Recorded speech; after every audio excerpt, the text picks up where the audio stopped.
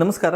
ಇವತ್ತು ನಾನು ಮನೆಯಲ್ಲೇ ನೀವು ತಕ್ಷಣವಾಗಿ ಮಾಡಿಕೊಳ್ಳುವಂತಹ ಒಂದು ಕೆಮ್ಮುವಿನ ಸಿರಪನ್ನು, ಆಯುರ್ವೇದಿಯ ಒಂದು ಕೆಮ್ಮುವಿನ ಸಿರಪನ್ನು ಮನೆಯಲ್ಲೇ ಹೇಗೆ ಮಾಡ್ಕೊಳ್ಬೋದು, ಈಸಿಯಾಗಿ ಹೇಗೆ ಮಾಡ್ಕೊಳ್ಬೋದು ಅನ್ನೋದನ್ನು ಒಂದು ಮಾಡಿಬಿಟ್ಟು ತೋರಿಸ್ತಾ ಇದ್ದೀನಿ.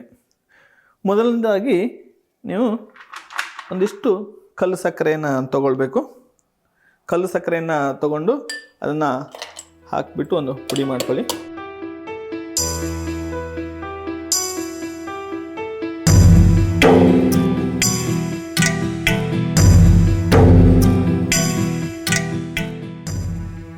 ಇದು ಕಲ್ಲು ಸಕ್ಕರೆ ಅನ್ನುವಂಥದ್ದು ಭಾಳ ಈ ಕೆಮ್ಮುವಿನ ಇದರಲ್ಲಿ ಮೊದಲಿಂದನೂ ಭಾಳಷ್ಟು ಜನ ಯೂಸ್ ಮಾಡ್ತಾಯಿದ್ರು. ಎಲ್ರಿಗೂ ಪ್ರಾಯಶಃ ಗೊತ್ತಿದೆ ಕಲ್ಲು ಸಕ್ಕರೆಯ ಉಪಯೋಗಗಳು. ಸೊ ಈ ಕಲ್ಲು ಸಕ್ಕರೆಯನ್ನು ಹುಡಿ ಮಾಡ್ಕೊಳ್ಳೋದ್ರ ಮುಖೇನ ಅದರ ಬಾಯ್ಲಿಂಗ್ ಟೈಮನ್ನು ಕಡಿಮೆ ಮಾಡಲಿಕ್ಕಾಗುತ್ತೆ. ಆಮೇಲೆ ಅದನ್ನು ಒಂದು ಪ್ಯಾನಿಗೆ ಹಾಕ್ಕೊಂಡ್ಬಿಟ್ಟು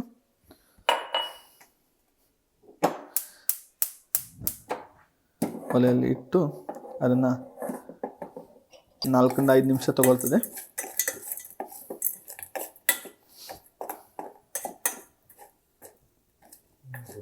ಇದು ಕರಗಲಿಕ್ಕೆ ಸ್ಟಾರ್ಟ್ ಆಗುತ್ತೆ. ಒಂದು ವೇಳೆ ಕಲ್ಲು ಸಕ್ಕರೆ ಇಲ್ಲ ಅಂತೇಳಿ ಹೇಳಿದರೆ ಇವನ್ ಸಕ್ಕರೆಯನ್ನು ಸಹ ಯೂಸ್ ಮಾಡ್ಕೊಳ್ಬೋದು. ಬಟ್ ಕಲ್ಲು ಸಕ್ಕರೆ ಭಾಳ ಶ್ರೇಷ್ಠ. ಸ್ವಲ್ಪ ಸಣ್ಣದ ಗ್ಯಾಸ್ ಇಟ್ಕೊಂಡ್ರೆ ತುಂಬ ಒಳ್ಳೆಯದು.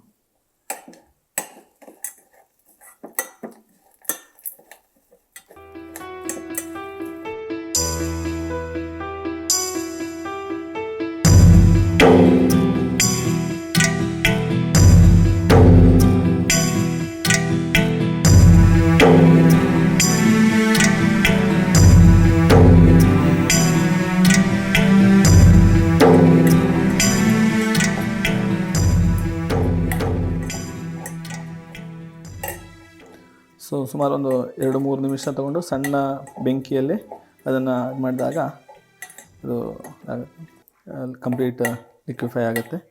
ಒಂದು ಜೇನುತುಪ್ಪದ ರೀತಿಯಲ್ಲಿ, ಅಂದರೆ ಬಿಳಿ ಇರುವಂತಹ ಕಲ್ಲು ಸಕ್ಕರೆ ನೋಡ್ಬೋದು, ಬೆಣ್ಣೆ ಅಥವಾ ತುಪ್ಪದ ರೀತಿಯಲ್ಲಿ ಇದು ಕರಗ್ತಾ ಬಂತು ಈಗ.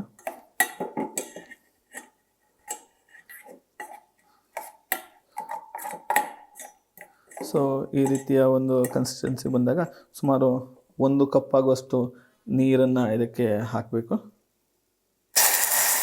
ಸ್ವಲ್ಪ ನಿಧಾನವಾಗಿ ಹಾಕ್ಕೊಂತ ಹೋದರೆ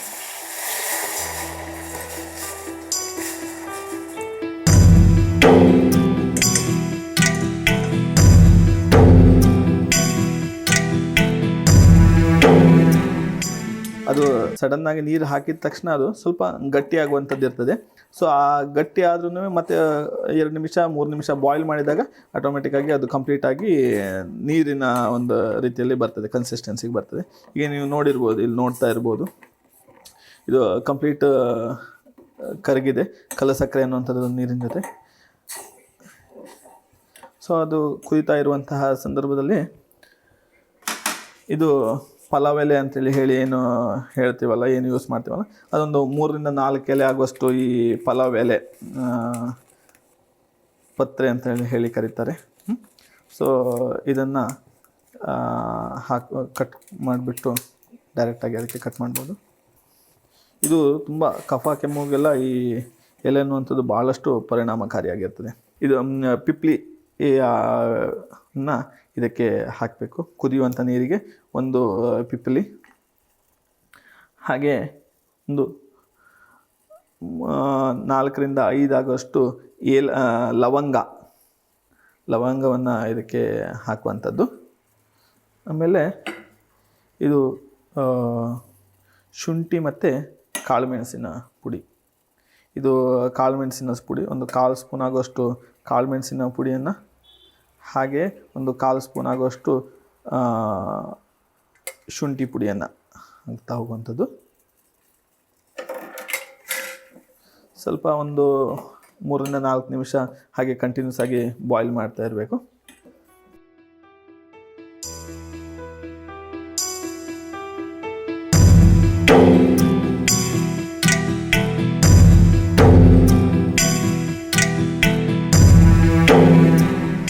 ಸೊ ಇದು ತುಳಸಿಯ ಎಲೆ ಮತ್ತು ಕದಿರು ಇದೆ ಮಿಕ್ಸ್. ಸೊ ಕುದೀತಾ ಇರುವಾಗ ಈ ಒಂದು ತುಳಸಿಯ ಎಲೆಯನ್ನು ಹಾಕ್ಬೋದು.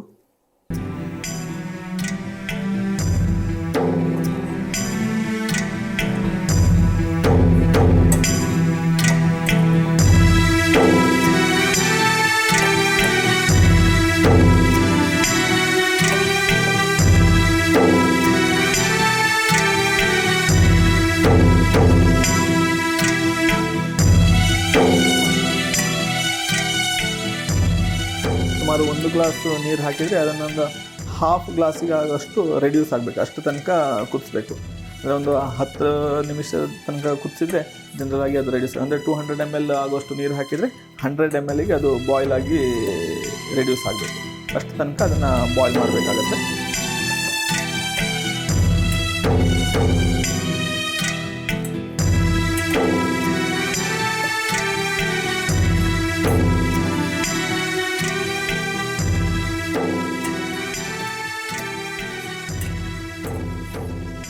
ಇನ್ನು ಯಾರು ಬೇಕಾದರೂ ಅವ್ರ ಮನೆಯಲ್ಲಿ ಸಿಂಪಲ್ಲಾಗಿ ಮಾಡ್ಕೊಳ್ಬೋದು. ಇದನ್ನು ನೀವು ಹಾಗೆ ಕಂಪ್ಲೀಟಾಗಿ ಬಾಯ್ಲ್ ಆಗಿ ಕರೆಕ್ಟಾಗಿದ್ದರೆ, ಯಾಕಂದರೆ ಕಲ್ಲು ಸಕ್ಕರೆ ಅನ್ನುವಂಥದ್ದೇ ನ್ಯಾಚುರಲ್ ಆದಂಥ ಒಂದು ಪ್ರಿಸರ್ವೇಟಿವ್ ಪ್ರಾಪರ್ಟಿಯನ್ನು ಈ ಕಲ್ಲು ಸಕ್ಕರೆ ಹೊಂದಿದೆ. ಹಾಗಾಗಿ ಸುಮಾರು ಮನೆಯ ಹೊರಗಡೆಗೆ ವಾತಾವರಣದಲ್ಲಿ ಇಡೋದಾದ್ರೂ ಸುಮಾರು 1 ವಾರಗಳ ಕಾಲ ನೀವು ಅದನ್ನು ಕೆಡದಂತೆ ಇಟ್ಕೊಳ್ಬೋದು. ಆ 1 ವಾರ ದಿನ ಒಂದು 5 ml ಬೆಳಗ್ಗೆ, ಮಧ್ಯಾಹ್ನ, ಸಂಜೆ ಆ ರೀತಿಯಲ್ಲಿ ತೊಗೊಳ್ಬೋದು ಇದನ್ನು.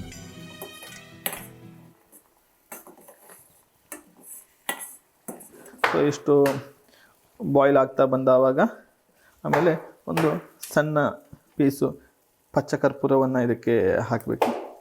ಇಷ್ಟು ಸಣ್ಣ ಪೀಸಿನ ಒಂದು ಪಚ್ಚಕರ್ಪೂರ ಹಾಕೋದು, ಅದು ಈ ಥ್ರೋಟಿಗೆ ಒಂದು ಆ ಸೂತ್ನಿಂಗ್ ಎಫೆಕ್ಟನ್ನು ಸಹ ಈ ಪಚ್ಚಕರ್ಪೂರ ಕೊಡ್ತದೆ. ಪಚ್ಚಕರ್ಪೂರ ಮತ್ತು ತುಳಸಿಯನ್ನು ಕೊನೆಯಲ್ಲಿ ಹಾಕಿದರೆ ತುಂಬ ಜಾಸ್ತಿ ಅದು ಬಾಯ್ಲ್ ಆಗ್ಬೋದು. ಯಾಕಂದರೆ ಅದರಲ್ಲಿ ಎವಾಪರೇಟ್ ಆಗುವಂತಹ ಪ್ರಿನ್ಸಿಪಲ್ ಇರೋದ್ರಿಂದ, ವಾಲಟೈಲ್ ಆಯಿಲ್ಗಳು ಇರೋದ್ರಿಂದ ಅದು ಬೇಗ ಆವಿಯಾಗಿ ಹೋಗ್ಬಿಡ್ತದೆ ವಾತಾವರಣಕ್ಕೆ. ಹಾಗಾಗಿ ಕೊನೆಯಲ್ಲಿ ಇದನ್ನು ಹಾಕಬೇಕು. ಸೊ ಇಷ್ಟಾದ ನಂತರ ಆಮೇಲೆ ಅದನ್ನು ಗ್ಯಾಸ್ ಆಫ್ ಮಾಡಿಬಿಟ್ಟು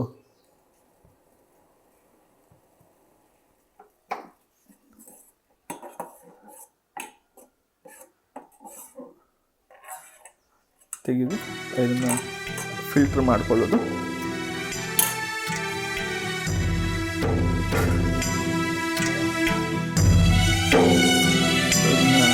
ಫಿಲ್ಟ್ರ್ ಮಾಡಿಕೊಳ್ಳೋದು.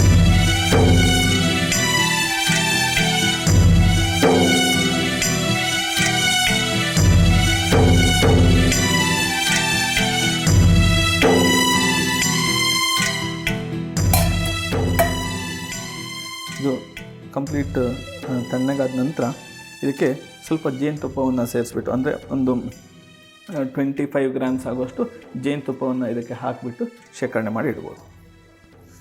ಸೊ ಜೇನುತುಪ್ಪವು ಸಹ ಕೆಮ್ಮುವಿನ ಸಂದರ್ಭದಲ್ಲಿ ಭಾಳಷ್ಟು ಸಹಾಯಕ ಆಗುತ್ತೆ. ಆದರೆ ತುಪ್ಪವನ್ನು ಹೀಟ್ ಮಾಡಬಾರ್ದು. ಹಾಗಾಗಿ ಇದು ಸಂಪೂರ್ಣವಾಗಿ ತಣ್ಣಗೆ ಆದ ನಂತರ ಜೇನುತುಪ್ಪವನ್ನು ಇದಕ್ಕೆ ಮಿಶ್ರಣ ಮಾಡಬೇಕು. 100 ml ಆಗುವಷ್ಟು ಈ ಒಂದು ಸಿರಪಿಗೆ ಒಂದು 25 ml ಆಗುವಷ್ಟು ಜೇನುತುಪ್ಪವನ್ನು ಮಿಶ್ರಣ ಮಾಡಿ ಇಡ್ಬೋದು.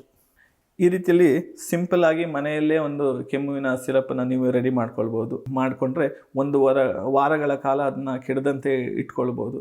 ಸೊ ನಿಮ್ಮ ಮನೆಯವರಿಗೆ ಯಾರಿಗೆ ಬೇಕಾದರೂ ಇದನ್ನು ಯೂಸ್ ಮಾಡ್ಬೋದು. ಆದರೆ ಡಯಾಬಿಟಿಸ್ ಇದ್ದವರು, ಸಕ್ಕರೆ ಇರೋದ್ರಿಂದ ಸ್ವಲ್ಪ ಕಾಷಿಯಸ್ ಆಗಿರಿ. ಅಂದರೆ ಹೈ ಡಯಾಬಿಟಿಕ್ ಇದ್ದವರಿಗೆಲ್ಲ ಇದು ಅಷ್ಟು ಸೂಟೇಬಲ್ ಅಲ್ಲ.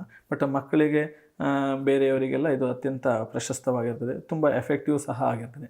ಒಂದು 5 ml ನಾವು ಬೆಳಗ್ಗೆ ಮತ್ತು ಸಂಜೆ, ಬೆಳಗ್ಗೆ, ಮಧ್ಯಾಹ್ನ, ರಾತ್ರಿ ಆ ರೀತಿಯಲ್ಲಿ ಇದನ್ನು ಸೇವನೆ ಮಾಡ್ಬೋದು.